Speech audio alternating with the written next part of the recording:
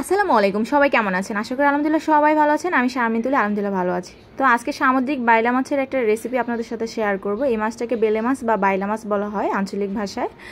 তো এখানে আমি সর্বপ্রথম একটা মশলার মিশ্রণ আমি তৈরি করে নেব। তো এখানে আমি পেঁয়াজ আর রসুনটাকে আমি পেস্ট করে নিয়েছি। আর এখানে আমি আদা বাটা ব্যবহার করছি হাফ চা চামচের মতো, আর কাঁচামরিচ বাটা দিয়ে দিলাম হাফ চা চামচ। এখন আমি দিয়ে দেবো হলুদের গুঁড়ো, 1 টেবিল চামচ হলুদের গুঁড়ো ব্যবহার করছি। আর পরিমাণ মতো মরিচ ব্যবহার করছি। আর ধনিয়ার গুঁড়োটা অ্যাড করে দিলাম।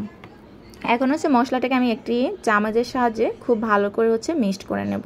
তো এই বাইলা মাছটা না ভেজে যদি এভাবে মশলা মিক্সড করে বানিয়ে রান্না করা হয় তাহলে খেতে কিন্তু অসম্ভব মজার লাগে। খুবই সিম্পল একটি রেসিপি, কিন্তু খেতে খুবই দারুণ লাগে। তো এই মিক্সচারটা তৈরি করার পরে আপনারা চাইলে 10 মিনিট রেস্ট দিতে পারেন, তাহলে মাছের টেস্টটা একটু ভালো আসে, মশলার ফ্লেভারটা একটু ভালো আসে। তো এখন আমি একটি প্যানে সরিষার তেল দিয়ে দিচ্ছি। দেওয়ার পরে এখন আমি মশলার যে মিশ্রণটি তৈরি করেছি সেই মিশ্রণটা আমি তেলে দিয়ে দেব। আর এই মশলাটা কিন্তু খালি তেলে খুব ভালো করে একদম মানে খুব ভালো করে কষিয়ে নিতে হবে, তা না হলে কিন্তু মাছের স্বাদটা ভালো আসবে না। তো আপনারা দেখুন, তো মশলাটাকে খুব ভালো করে কিন্তু কষিয়ে নিতে হবে। মশলার যে পানিটা আছে সে পানিটা কিন্তু আমি তেলের সাথে ভেজে শুকিয়ে নেব। তো এখন এই পরে আমি আবারও সামান্য একটু পানি দিয়ে দেব মশলাটাকে খুব ভালো করে কষানোর জন্য। আর অবশ্যই লক্ষ্য রাখতে হবে তেলে ভাজার সাথে মশলার গন্ধটা যেন খানিকটা দূর হয়ে যায়। তো আপনারা এখানে মরিচের গুঁড়ার পরিমাণটা দিলে কিন্তু তরকারির কালারটা একটু লাল হবে, যেহেতু আমার বাচ্চাও মাছটা খাবে, তাই আমি ঝালের পরিমাণটা কমিয়ে দিচ্ছি।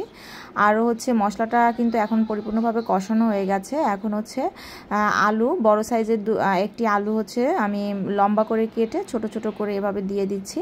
তো মাছের সাথে আলুটা আমি প্রথমে একটু হালকা কষিয়ে নেব।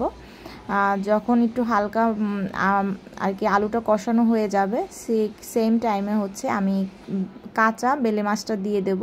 এই মাছটা কিন্তু না ভেজে রান্না করলে বেশি মজা হয়। তো আমার কাছে এরকম যদি মশলা কষানোর পরে যদি সামান্য মশলা দিয়ে যদি মাছটা রান্না করা হয় তাহলে খেতে অনেক দারুণ লাগে, আর বাসার সবাই পছন্দ করে, তাই আমি বেলে মাছটা এভাবেই রান্না করলাম। তো এখন আমি এক সাইড ঢেকে দিচ্ছি। এই পর্যায়ে আর কোনো পানি ব্যবহার করব না। আর এই মাছটা কিন্তু অনেকটা নরম হয়, তো সাবধানে উল্টাতে হয়, রান্না করতে হয়, তা না হলে একদম ভেঙে যাওয়ার সম্ভাবনা থাকে। তো একটা সাইড মাছে মশলা প্রবেশ করার পরে অপর সাইডটাও আমি মশলা মানে এপিট ওপিট করে দিলাম, যাতে মাছটার মধ্যে মশলাটা খুব ভালো করে প্রবেশ করে, যেহেতু আমি মাছটা ভেজে নেইনি। তো খুব সাবধানে মাছটাকে আমি উল্টে নিলাম আর একটু ঝাঁকি দিয়ে জাস্ট মিক্সড করে নিলাম। এখন আমি অপর সাইডও খুব ভালো করে কষিয়ে নেব, আবারও নিচ থেকে যাতে লেগে না যায়, এই কারণে প্যানটা ধরে একটু ঝাঁকিয়ে দিলাম। এবার 1.5 কাপের মতো পানি দিয়ে দিচ্ছি। পানি দেওয়ার পরে চুলার আঁচটাকে লো আঁচে করে এখন আমি প্রায় 6 থেকে 7 মিনিটের মতো মাছটাকে রান্না করে নেব। তো দেখুন 6 থেকে 7 মিনিট পরে কিন্তু মাছটা রান্না করা হয়ে গেছে। তো এভাবে হালকা বেলে মাছের পাতলা ঝোল আলু দিয়ে আমার কাছে খেতে তো অনেক দারুণ লাগে। আমার মতো কে কে এভাবে কাঁচা বেলে মাছ রান্না করেন না ভেজে, তা অবশ্যই কমেন্ট করে জানাবেন। আর বেলে মাছের এই রেসিপিটি যদি আপনাদের ভালো লেগে থাকে তাহলে অবশ্যই লাইক, কমেন্ট এবং শেয়ার করে দিবেন। সবাই ভালো থাকবেন, সুস্থ থাকবেন, নিরাপদে থাকবেন। আমার জন্য অনেক অনেক বেশি দোয়া করবেন। আল্লাহ হাফেজ।